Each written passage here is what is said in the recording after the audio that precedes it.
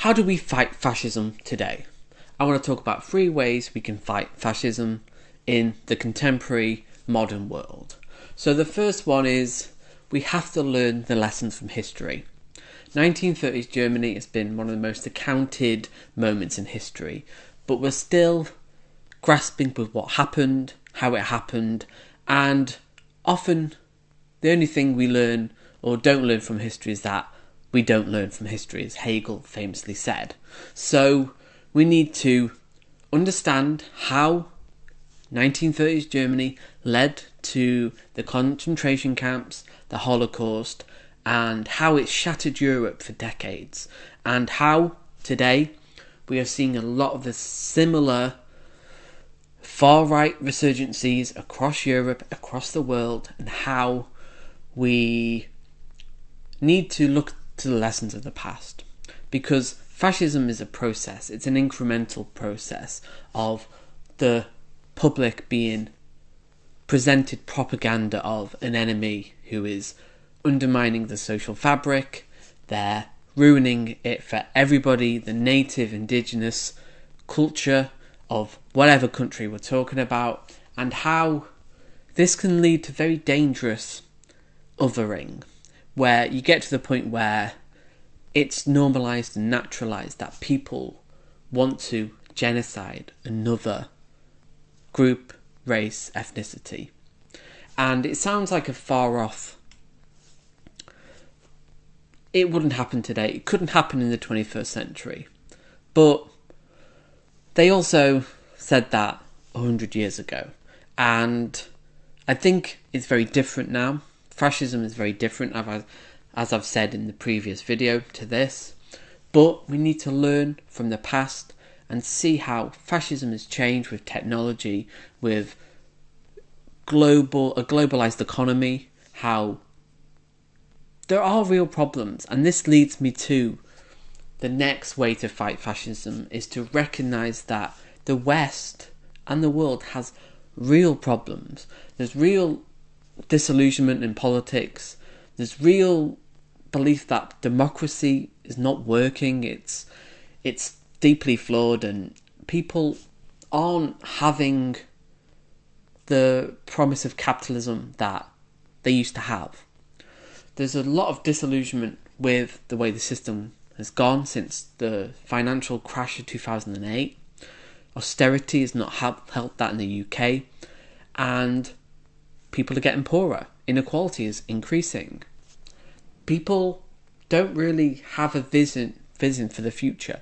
Politics is short-termism. There's no positive view for the future. People only see more economic decline, climate change, automation. They don't really have, like after World War II, there was a positive view of the future. We can rebuild, we can build better and fight fascism, and have, after that disgusting and horrible genocide, we can move to a more positive, cohesive space where people, human rights, a socialist idea that we can come together and make the world a better place actually seem like a possibility. But over the last 15 years or so, there is a real, since capitalism has lost its legitimacy, first generation, my generation, who were poorer than their parents, unable to afford a property, education, tuition fees, £9,000 a year, debt, £100,000. There are so many issues. And then it's very tempting. People on the right give very simple issues like, well, maybe democracy is the problem. Maybe if you just listen to me, I've got this solution where we cut off immigration, we privatise even more, we lean more into capitalism and the free market, and the free market will help all the problems that face capitalism today. It's just too much state. The state's the problem, etc., etc. And there is a failure on the left to provide an alternative. We are not good at selling socialism, the idea that we can have democracy in the workplace, that we, the workers, the average person, needs more control. We need a fairer democracy. Again, PR, we need proportional representation. This is an urgent thing that we need to be having a discussion about, because democracy has lost its legitimacy. Capitalism has. It's not working for the average person. They're in debt. The average person can't even afford a £500 emergency. They don't have savings. Rents are sky high. Wages are low. There is many problems facing the system, and we need to give an answer, because at the moment the answer for a lot of people is turn to their nation, religion or race. And particularly for white men in America and UK, they turn to the idea of the past, of being a provider and what it meant to be a man in the past, and they want to hold on to that vision, and they think that's the solution, that if we just go back to how it was, men were men and women know their places. But I think, although obviously the left challenges this, and not always in the best ways, but to offer an alternative is the only way. And I think, okay, it's hard to get that view of socialism, because in the minds of people, they just simply do not know what socialism is. They just assume it's government spending, and they don't know that actually it's actually about giving democracy to the people. It's not just about a tokenistic view, vote for every 5 years. It's actually embedding democracy into the main institutions of life. It's about really trying to aim for freedom for people, so they have the opportunity to determine, especially in the workplace, like what happens, voting in their managers, because there's good evidence that co-ops are more successful against economic shocks. People are happier. You're more likely to work hard for a co-op if you own a stake in that business. And I think we need to challenge the norm that capitalism is the only game in town. The idea that there's no alternative. We need to have a discussion. Politics should be about economics and how we run the world in terms of economics, because we've just had the same model privatization for the last 40 years and it has not worked. It's not working. It's working for the rich people, yeah, but your average person, it is not working for.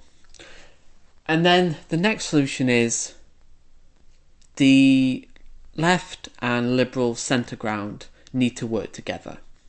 The left see the liberals as the enemy, and in some ways they kind of are, although not as much as fascism. And the liberals see left as also as the enemy. They go, it's too far left, and it's not realistic, and we need to work together. The Liberals, the Labour Party, the centre ground, Labour Party in the UK, have kind of fucked over the left in the Labour Party, but we actually need to work together, because the left are very good at fighting each other, and obviously that's because we actually have values and we believe in what we hold to be true. The right are very good at just towing the line. They kind of, although at the moment there is a bit of a civil war in the Tory party and they are fighting amongst each other, usually the right are good at coming together and for a bigger cause and kind of just coming together. Whereas we need to, more than ever now, centre ground and the left need to oppose fascism and come together and make compromises about the future. And although I don't really have hope for the Labour Party in the UK, obviously they are better than the Tories and compromises have to be made. So they're just some of the ways we can fight fascism, is learning from history and how fascism is a process that where normal people are encouraged, and at a certain point there's this religious fervour to demonise a marginalised group, and in this case it's immigrants, it's trans people, it's feminists, it's the woke mob, and we live in a very dangerous time, a very divided time, and we need to learn from the past. Left and the centre need to come together, and we need to acknowledge the real problems that we face in the 21st century.